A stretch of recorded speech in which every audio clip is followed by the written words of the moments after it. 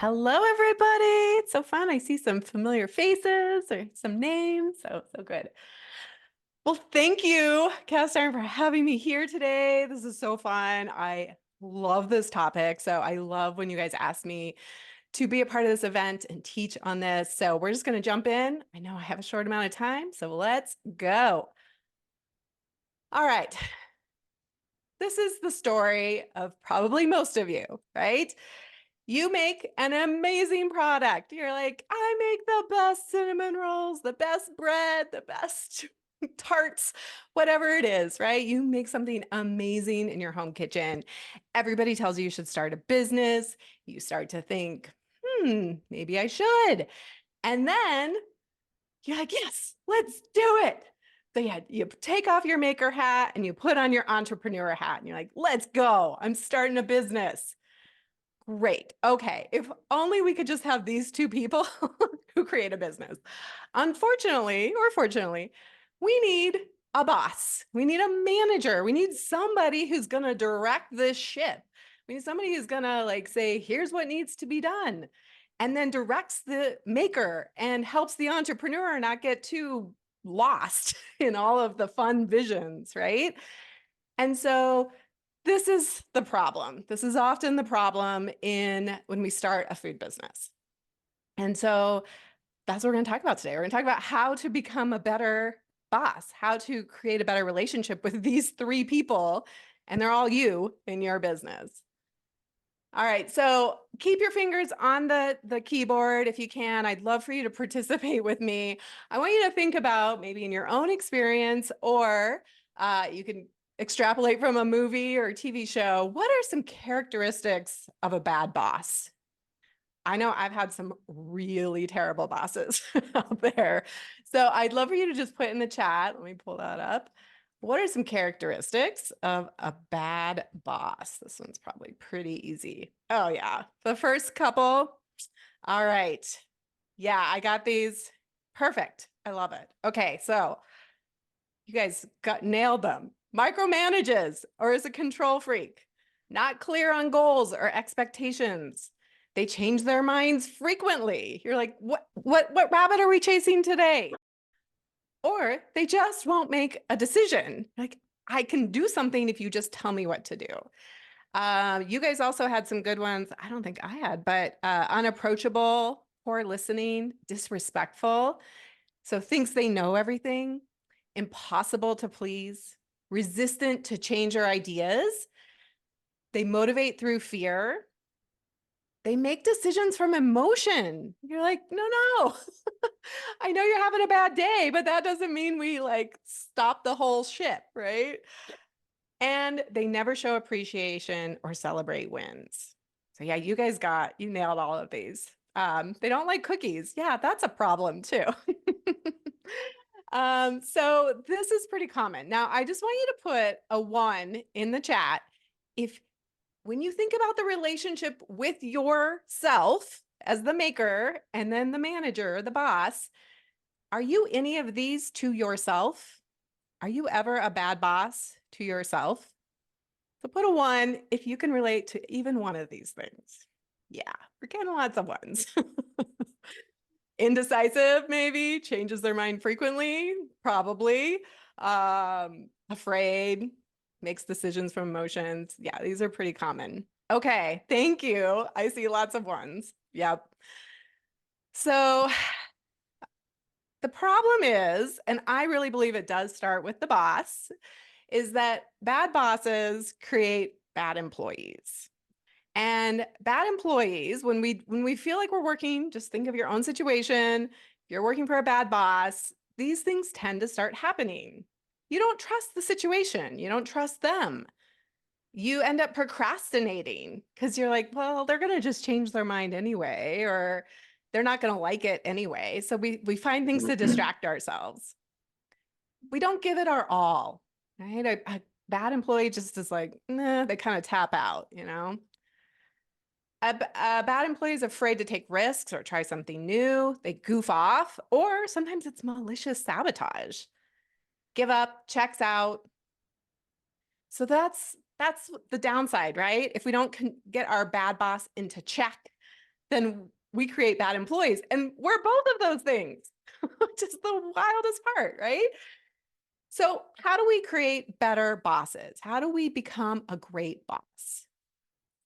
I think, and if you'd love to put it in a chat, what makes a great boss? Now, these are harder to find in pop culture. We don't have a lot of great examples of good bosses, but hopefully, maybe I know I've had a couple of really amazing bosses that I can think back to, but put something in there in the chat of like, what makes a great boss? So, trust you, realistic goals.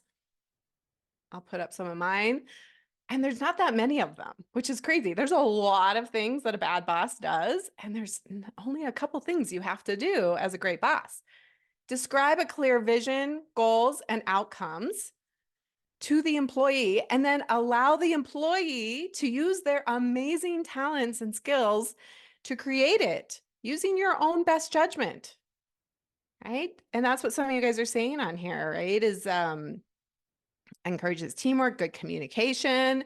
They get down, work in the trenches with you, guides you. They set realistic timelines for projects. This is a really important one that we do not get in our own little business world. But if you were operating your business as if it were a job out in the world, right? And I think it's important that we do that. We look at our business that way.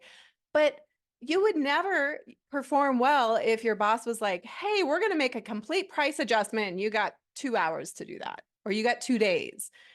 A good boss sets realistic timelines for projects.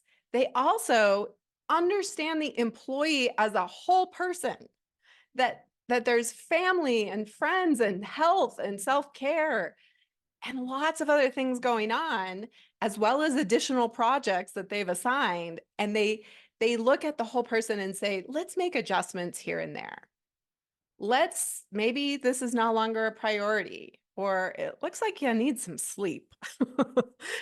I want you to take care of yourself, right? So really important. I think this is a really great characteristic of a great boss. And then they celebrate. They appreciate you. They say thank you. They say good job. You made progress. You moved it forward. Thank you. And I hope you're thinking to myself, self, when's the last time I actually said thank you to myself for doing this? And because when we're a great boss to ourselves, then we stay focused. As employees, we stay focused on what we do best. We take bigger risks because we know we won't get yelled at. We won't get gaslit, right? We're like, okay, let me try something new. I don't know exactly how to do it, but I know that my boss trusts me. They know exactly what is expected of them. There's some safety there, again, to go take risks. But they understand, like, here's the guidelines, and here's what I'm trying to accomplish as an employee. And they bring ideas and new solutions to the table. So I think this is really important that we think about, oh, if I'm a better boss to myself, then I'm actually going to be a better employee. And I think we can all attribute, so Gallup is the big organizational group talking about employer relationships. And they've done this huge study with thousands and thousands of people. And they found that when employees who agreed with the statement, my supervisor seems to care about me as a person, they were found to be more productive, contributed more to profit, and were more likely to stay with the company long term. And I think that all can be taken down to the level of you in your business, wearing your maker hat. That if you believe your boss, which is also you, cares about you, then you will be a more productive person. You will contribute to profit. You will stay with the company. You will stay in it, right? And that great employees, they feel valued, they feel appreciated and celebrate. And when you feel that way, you want to keep doing more. It's the wildest thing. It's like it only took me like 5 years of beating the crap out of myself to realize, hey, if I'm actually nice to myself, I'm going to get more done. I'm going to want to keep going. So let me give you 4 ways to become the boss you deserve. Do a P&P weekly. And I'm going to break all these down. Do a Power 5 daily. Measure your gains. Expand your boss skills. All right, so let's go into each of these quickly. All right. Every business, every entrepreneur, I like to say, always has 10 problems in your business. Okay, let's just accept that as fact. Maybe it's more like 20, maybe it's more like 5, but let's just say on average, you have 10 problems in your business. The biggest problem I find with entrepreneurs is that we think we should not have any problems. What? Another problem? Oh, wait, actually, they're supposed to be there because that's what we're doing. We're just solving problems. So instead of being all caught up in another problem, let's just instead focus on solving the problem without the drama. So I like to do what's called a P&P, or problems and priorities. P&P for short. So I would love for you, if you want to really tame that mean boss and you want to become a better employee, do a P&P planning session each week with yourself as the boss. Put on your manager hat. And you're going to come up with 3 specific problems to solve for that week and 3 priorities to solve them. Now, it doesn't mean we're going to solve everything. It's not going to be, completely done, but we're going to take action to actually solve it. So let me take you through a couple of examples. Problem 1, I want 1 additional farmers market this season. Priority 1, research additional markets and apply for 2 new ones. Problem 2, website page needs more visuals. Priority 2, decide whether to get professional photos or take them myself, and then take action on that decision. Either find a photographer and book a shoot, or purchase a light box and put time on my calendar to take the photos. Okay, so now we've aligned. Here's my problem. Here's what I'm going to do to start solving it. Problem 3, I'm not sure if I'm profitable. This is one I hear a lot. Priority 3, watch Food Business Success module on pricing for profit, then complete my cost of goods sold, get feedback in fuel from Sari, and adjust my prices accordingly. All right, so now we don't have drama about the problem. We just have here's the next thing I'm going to do to go solve it. And Jim Collins says, if you have more than 3 priorities, you have none. So 3, and only 3. All right, this is how you start your week. Then we're going to do a Power 5. And a Power 5 is where we start taking action. Things start getting done. We're going to tame the to-do list, because how many of you, put a 1 in the chat, if you have a to-do list that's like a mile long, right? And you just keep adding to it. And then it feels like, well, I got some stuff done, but I actually added more and the ones are rolling in. I added more at the bottom and now I actually have more to do. So I don't actually feel very successful. And when we don't feel successful, we're going to start feeling overwhelmed. We're going to start feeling, just deflated. We're not going to take action. So here's the trick. And I use this with all of my clients, and it changes lives. It changes businesses. So please, if you do only one thing, do this. So I want you to keep a running master list. You have your to-do list. Everything goes on it. Okay. But that's not what we're working off of. Every day, we are going to set 5 results that we are going to create that are aligned with our P&P, but we're going to get 5 things done. Power 5, 5 things, only 5 things. We're going to get those done. No exceptions. And I, my friends, have put my head down on my pillow and realized that I did not get one done. And I get out of bed and I go do it. So you do not go to bed without these 5 things being done. They should be related to your P&P. They should be something that moves those priorities forward and solves those problems. Or you eat a frog. And eating a frog means sending that email that you've been dreading. It's the thing, that application, that sales tax thing that you were like, ugh, I've been moving this to my next day's to-do list for weeks now. Let's just get it done. And usually those things take like 5 minutes. So get something done, move your P&P forward. Write it as a specific result, not a task. And I'm going to explain that. I'm going to show you exactly what I mean by that. When completed, you are done for the day. Do a dance, celebrate, high five yourself, pat yourself on the back. You did a great job. You got 5 things done that were intentional and that move the needle forward on your business. And oops, if you want to keep going, great, they're bonuses. But now we don't have the feeling of deflation, like we just keep adding more things. We've actually gotten it done. We got our Power 5 done. Check that off the list. And then we celebrate that you're getting it done. You are successful. It's working. This is a mind hack. I'm not going to lie. It's not like the things that you need to do don't like the number is still there. But when you treat it like this, it changes everything and you will feel more successful, which will energize you and keep you motivated to keep going. So if you want to get my tool and you get the whole book that I wrote, Key Ingredients, you can go to foodbizsuccess.com/cast iron and you can get my Power 5 tool. But here's what it might look like based on our P&P. Identify 2 farmers markets to apply for and review their application process. Now, I didn't say apply because we want to be sure that I can actually do it that day. We don't want to put too much on our Power 5. We want to be sure it can be done. And if, again, you're on a roll and you get everything else done and you want to apply, awesome. But let's give ourselves a little bit of room here for life, right? Evaluate your budget for photography and decide on amount to spend. Watch Pricing for Profit module in Food Business Success. Review sales tax for the month and file sales tax report. Send email to current market requesting a different location.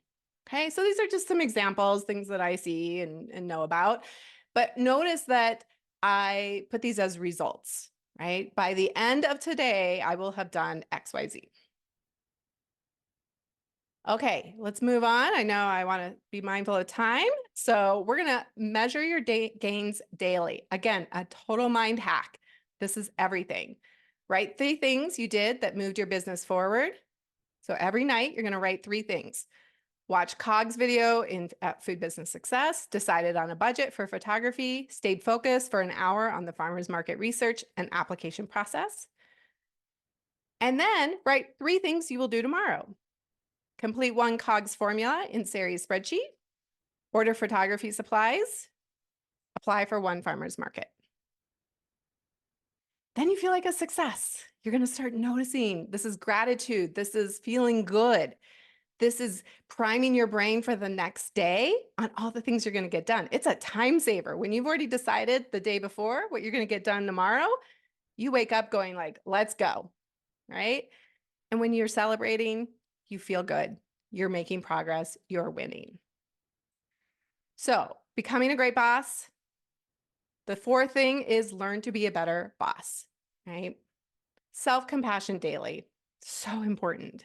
Okay. You all said a 1 that you do some mean things to yourself at the beginning.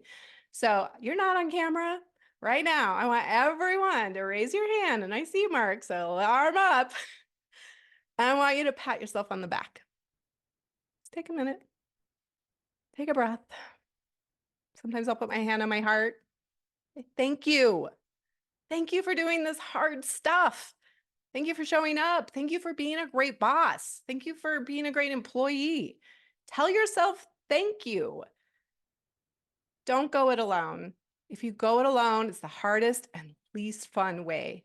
And it's why most people quit. Because if you're not having fun, you're not going to want to keep doing it.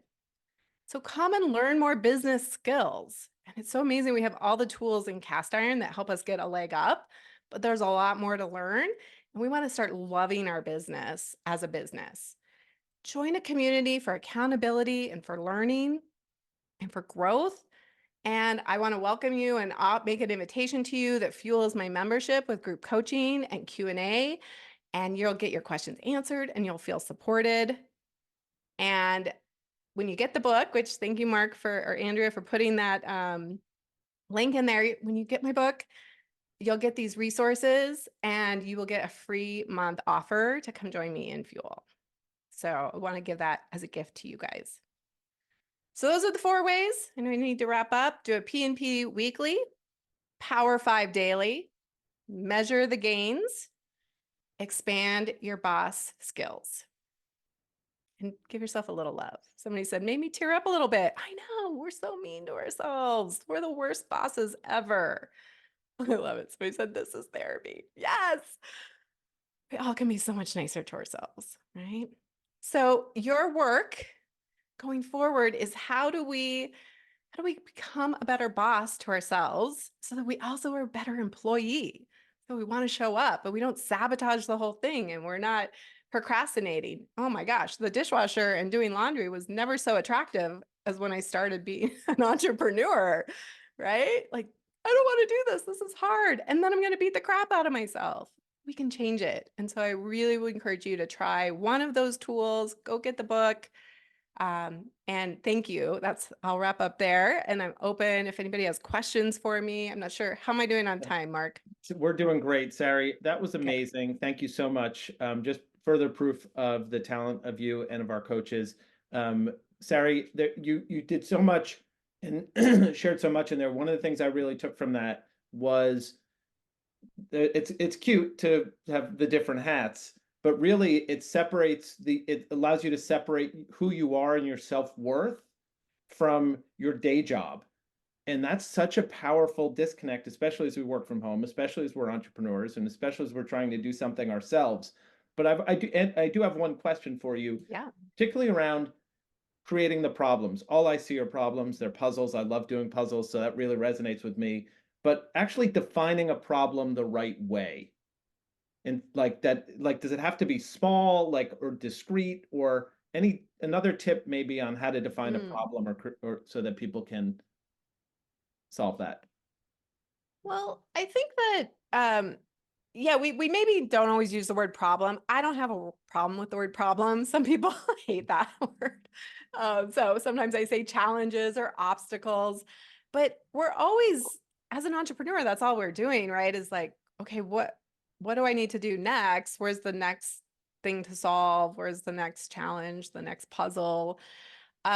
But I do think it's important to say, I think you need something to align it with, right? In order for you to, because a lot of times we end up chasing rabbits. We're Yeah. like, this problem, this problem, this problem, this problem. And so, like, what is the end goal? Where am I going here? What's the vision of my business? At least in a short term, if not, I teach a 10x process of a longer term goal, but if you have a vision and you have your values that you're aligning everything with, then it makes like, oh, this is the problem I need to There you go. solve this week. Amazing. Well, Sari, I can't thank you enough. Everyone, we will be, there's links to Sari in the chat. We'll share them again. We'll share them for all of our coaches.